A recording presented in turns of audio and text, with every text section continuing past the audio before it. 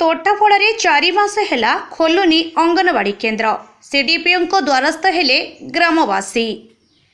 कोमलमती शिशु मानक शिक्षा और स्वास्थ्यर उन्नति तथा शिक्षा स्रोत को आनिबापाई प्राक शिशु मानक पई अंगनवाड़ी केन्द्र खोल हेले किछि कर्मी और प्रशासनिक अधिकारी खामखियाली नीति जोगु अनेक क्षेत्र में यार सुफल लोकों पाखक जाऊना। एहिभଳି एक घटना घटी गंजाम जिला बेगुनियापड़ा ब्लॉक अंतर्गत चंदनपुर पंचायतर तोटापड़ा ग्राम रे। एही ग्रामर समस्त परिवार हरिजन श्रेणी अटंती। गोटे अंगनवाड़ी केन्द्र रही आज पर्यंत स्थायी गृहटीए नाही। एही केन्द्रर कर्मी भावे श्रावणी दास नियुक्ति पाइछंती, किंतु दीर्घ 3 मास हेला केन्द्र खोलु नाही किंबा अंगनवाड़ी कर्मी आसुनाहांती।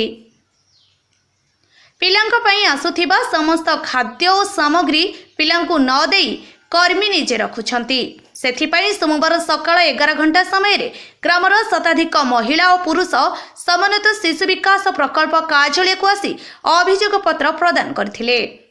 सीडीपीओ अनुपस्थिति रे सुपरवाइजर मिनती कुमारी बेहेरा को अभियोग पत्र प्रदान करथिले। 7 दिन भितरे कार्यानुष्ठान ग्रहण कराना गले पुनर्बार यही कार्यालय घेराव करिबु बोली चेतावनी देइथिले ग्रामवासी। गंजाम जिल्लारू अजित कुमार पटनायक रिपोर्ट अपराह्न लाइव।